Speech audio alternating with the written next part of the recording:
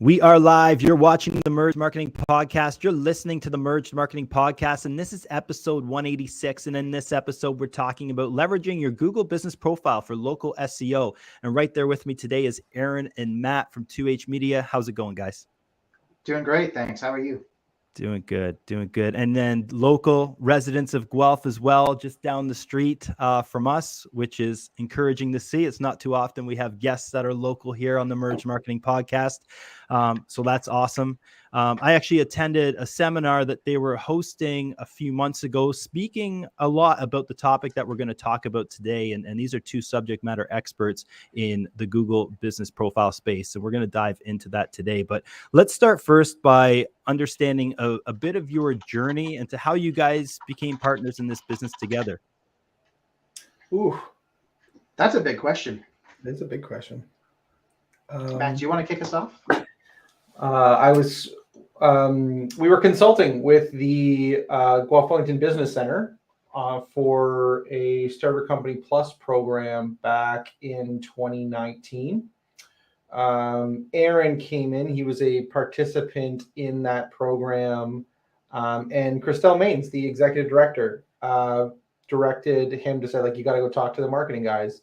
And at that time, he met with me, myself, and a former business partner. His name was Ben, and we sat and we hit it off, and we kept getting like the rap on the door, like, hurry up, hurry up, hurry up.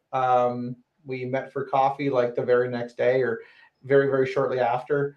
Aaron has a quite impressive portfolio. So he, as a board game designer, he was bringing like physical things and product packaging and some very, very cool things into like a very, very traditional digital business.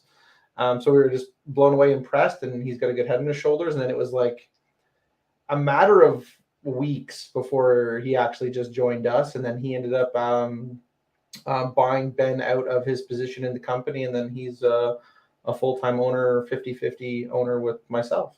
So it was like too good to be true kind of thing. It was a really good fit, like right off the hop. And then we get asked all the time, especially like in the first year we were together, it's like, oh, you guys have been working together for a long time. And it was like, yeah, we've been working together for like 8 days. It was like Aaron, it sounds like you're a bit of a serial entrepreneur, just with your background of the board game cafe and now getting involved into marketing. So what got you into marketing in the first place? Because your background was not necessarily in marketing. I guess it was marketing your own businesses, right? Yeah. So I grew up working in marketing. I got my start at a family business. When I was born, my parents were living illegally in Australia, tying string in people's hair for a living.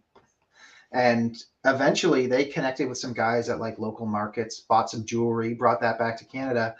And that, over a period of many years, blossomed into the largest piercing jewelry supplier in Canada.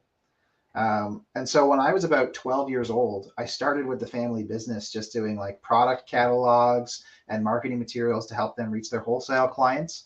By the time I was a young adult, I had taken over the full marketing branch for the company. So I was involved at the leadership level, helping to make even like purchasing decisions for new product lines, branding new lines that we were releasing, trying to break into the tattoo market. And that was all very exciting, but it wasn't mine. It was my parents. And so I started, as you say, this serial entrepreneur thing where, along with some buddies, I started opening up some of my own companies. And that's how I formed Linvander Studios, which is a board game design studio where I worked for about 5 years. And I was quite involved in the marketing efforts for my board game design studio. I was one of the owners of the Roundtable Board Game Cafe as well, like you mentioned, involved in the marketing efforts for that as well. And then I opened up this video game lounge, which was what we thought was a great idea, but ended up being like this chaotic, exciting concept that the market really wasn't ready for yet, and it really struggled. So managing these two very successful businesses between the design studio and the game cafes, plus this third struggling business, the video game lounge, that got to be a lot on my time. And as a young adult in my mid-20s at this point, it was way too much for me. So I ended up selling my positions in all of those companies, taking a year off. And I just worked in marketing for like local restaurants for a bit. And that was great. I helped some of the restaurants I was working with capture a digital Main Street grant. And that's what got me introduced to the Business Center. In the meantime, I'm starting to do some like freelance marketing stuff again, get back to my like marketing roots, as it were. And then through the business center, I met Matthew, and the rest of you have already heard from him.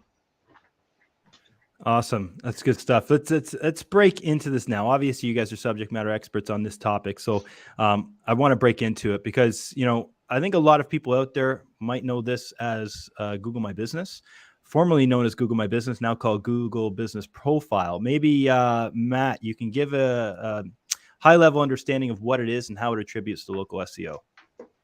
Yeah. So I have a strong belief that like every single young adult or adult in Canada has dealt with someone's Google profile before. Google My Business Profile, or there's, for everyone listening, and I'll call it the name it actually is. Everyone's dealt with it, whether you're looking for a review, whether you're trying to figure out if a business is open, their address, reading their menu. It's like almost the most prominent piece of content that normally comes up with a Google search.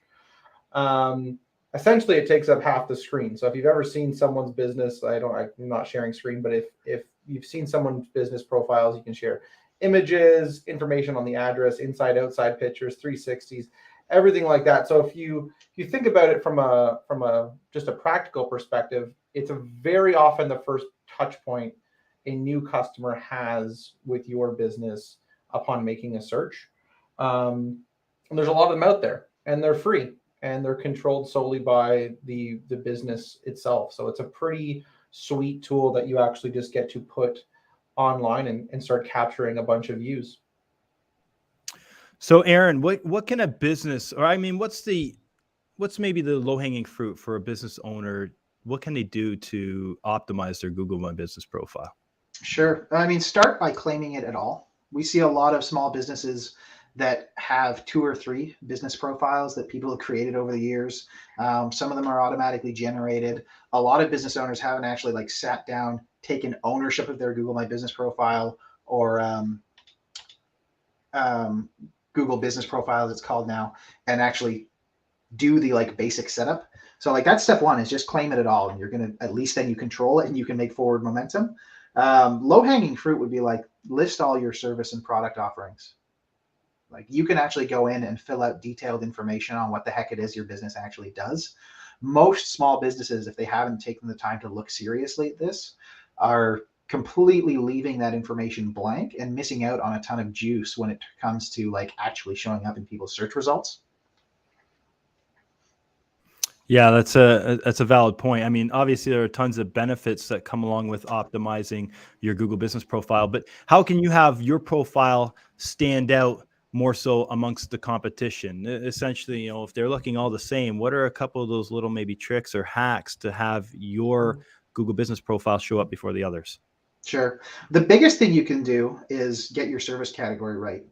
We see a lot of businesses that have the wrong primary service category.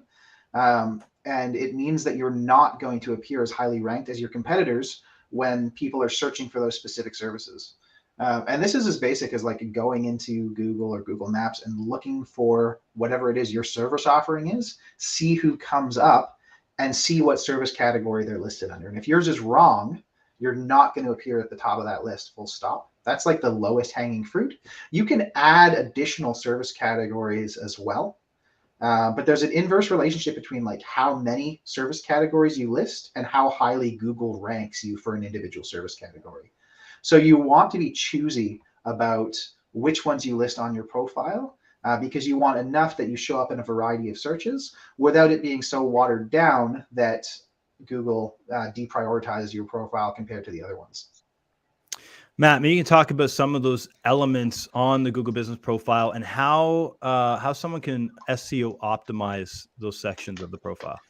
So the first again, big low hanging fruit here is just your hours of operation. Anyone can actually test this for themselves. You can type in food near me, or like if you're looking for a service provider near you. Only businesses that are open show up. All the businesses that are open will show up before the businesses that are closed. So right off the hop, if you have the wrong operating hours, you're not doing yourself any favors there.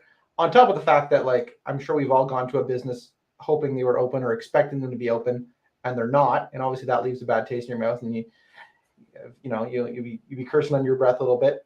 So that's the first one. Hours of operation, really, really important. After that is just a constant stream of reviews. So there are some awesome tools that you can use to actually get reviews. You can turn Google provides you a little link that directly feeds back into your profile. The whole goal there is you can turn that link into a QR code. You can put that QR code or that link into your marketing material. If you've got any kind of post-purchase process where you're interacting with customers after you've had positive experiences with them, you can socially prime them into leaving you a positive review. And those reviews, what you'll see is most common, and it's not always because there's a bunch of factors that go into SEO, but it is fairly common to see the businesses that have the most reviews that are the most, not only the most, but the most frequent reviews. So the reviews that are from 5 years ago play less of a role than the reviews that you're getting very recently. They're going to be closer to the top of the list there as well. And to be very honest, it's like people need to be reassured that they're spending their money and investing their time in the right places. So it's normally a fairly frequently checked out portion of the profile where people are looking at your customer service. They're looking at being reassured if they're into your reviews. There's basic keywording stuff you can do too. Like you can go and use a tool like SEMrush, or even I've heard people using ChatGPT for their keywording. Like you can use any number of tools to figure out what keywords to punch into your actual descriptions on your Google Business Profile listings. But like Matt says, the soft indicators that tell Google that it's an active and legitimate profile are going to be way more impactful than like spending hours and hours refining the keywords down to the word. So like staying on top of your reviews, posting on a regular basis. A lot of businesses have the instinct to just go and post 200 images at once and leave it at that. If instead you can post a few of them to get yourself started and then come up with like a consistent weekly schedule where you're interacting with it every single week, that's going to have way more of an impact on where Google lists this profile compared to any amount of like set it and forget it tweaking the wording. I think people underestimate the importance of posting on your Google Business Profile. Because it's not a social media platform by any means, but essentially what you're doing is giving signals to the platform that you are active and you are being active on your Google Business Profile. It's Google after all, right, Matt? 100%. 100%. There's the consistency wins. I always say, like, if you can brush your teeth all day once a year, your teeth are still going to fall out. So the goal there is like, can you find some consistent schedule that makes it easy for you? Yes, there's like obviously good best practices of like when you're taking your images, instead of them being like 101010.jpg out of your phone or your camera, relabel those photos, add that information into it so that Google can tell what's in the image, upload it after you've renamed those image assets, or if they're video assets as well, you can load video in as well. But yeah, naming them, it doesn't need to be like crazy SEO optimized, doesn't need to be keyword optimized. It needs to be an accurate representation of what's in the photo. You don't need to overthink things. It just needs to be named properly. The other thing there, it's kind of hidden, but if you were to actually go into a profile, you can go under the add update button. And this is just a really good opportunity to say, like, are we running promotions? Does the business have a sale going on? Maybe not. But if you knew about that tool, you'd probably use it. Are you running an event, or are you collaborating with another business? You can put that information there as well. The event listings are awesome. I've been to networking events because people put them on their Google Business Profile. Yeah. So if you're curious about seeing it, you can just type in like into a Google events near me, and now those listings are from people adding their information into their profile under the events, and that's where it all is. Okay, so in terms of the posting to Google Business Profile, because the events one's very interesting, but in terms of posting to it, are you recommending that businesses just churn the same content that's on their social media platforms over to their Google Business Profile? Because a lot of those third-party platforms, they can integrate directly with Google Business Profile to make it very seamless. You can, yeah, absolutely. There's a right tool for the job. So like obviously you might want to be using some strategy on social media where maybe you're taking a more social approach than like a very salesy approach to highlighting your products or services. I think a lot of businesses, and like obviously painting with a broad brush here, a lot of the businesses don't even know these tools exist. So if they knew they existed, they would probably use the tools the best way they could, So doing some cross promotion, if it's done properly, we're all for it. As long as you know that the tool exists and it's very simple. This is not like the clicks behind a lot of these features are very, very straightforward. It's not a very, very heavily technical piece of software. It's filling in a very, very small question, like one-page questionnaire about what you're trying to do, and then that information immediately goes to Google. So to directly answer the question about like duplicating content across your socials and your Google business profile, perfect world, I would love everyone to come up with like specific content for every single platform that they're using. In the real world, though, business owners are really busy, and they often have limited scope and limited budgets to manage their social profiles. Using your Google business profile at all is going to be so much better than what most businesses are doing. I would say just duplicating that social content is a perfectly fine starting point to get that regular content injected into the system.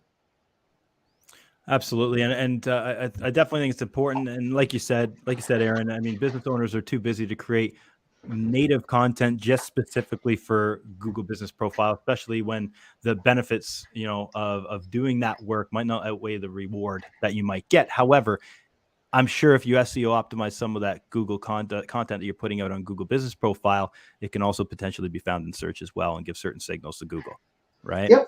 I want to touch on a point. I don't want to breeze past this, the role of photos and the importance of the description, Matt, that you talked about within the photo. Is there a certain, what are some best practices about the actual description that you put on those photos? So there are some best practices. Google changes this a little bit frequently. So like I'll give it to you with the current guidelines. You write for a human being, and we have a 16-word maximum is what they're telling us so far. Obviously that could change any time. The goal there is for naming a photo for not only for yourself, but for someone that might obviously be visually impaired. So if I was using a screen reader, or if part of your audience is relying on some form of technology to actually broadcast what was on screen to them, that's where that information comes from. Oftentimes it's going to come from the file name of the image, potentially an alt tag, potentially maybe you're using some third-party piece of software to help create a better experience for your customer. Just describe what's in the photo. So if it was us taking a screenshot of what's going on right here, I would use our full names. I would use the fact that we're on the Merge Marketing podcast. I might add some location information, but beyond that, and maybe the topic of the podcast, but I'm going to keep it short and sweet and really describe what's in the photo. That way, if I was going to make a Google search later on and say, hey, I was looking for Matt and Jason and Aaron talking, there's a really good chance that photo is going to pop up in a Google image search, and it's like, oh yeah, that's the photo of them on the podcast together, very, very clean as day. Awesome. There are more technical things you can do, but it's basic, just rename it as what it is. So awesome. I want to go back to really an important signal to give Google that we touched on very briefly, which is reviews, right? Is there some best practices that you recommend to some of those local small businesses out there to generate more reviews? Because it's a question that I'm sure frequently comes up. It's like, how do I get more reviews? Are there hacks to getting more reviews? What's your response to that, Aaron, in terms of a business looking for more reviews and the best way to get them? There are absolutely hacks for getting more reviews, and we don't recommend any of them, because the more you start to futz with your review score, the more problems you're going to run into on Google. They will shut your account down if you get caught pulling anything you're not supposed to. And then you've wasted all of your effort and really set your business back. In terms of generating a lot of reviews, number one, build a relationship with your customers. If you haven't done that, you're not going to have any luck generating reviews unless they're negative, which you don't want. And number two, directly ask for them. This might be a shock to some business owners, but the best way to get reviews is to identify when your customers are at their happiest point in their journey through your services. And at that point, ask them to write a review for you and make it really easy. You can go generate a review link out of Google My Business, as Matt alluded to earlier. Sending that direct link to people that takes them right to the spot where all they have to do is type in the review and hit submit is going to have a way higher success rate than just having a conversation with someone and saying, oh yeah, can you leave a review for me? And they say, I'll get to it.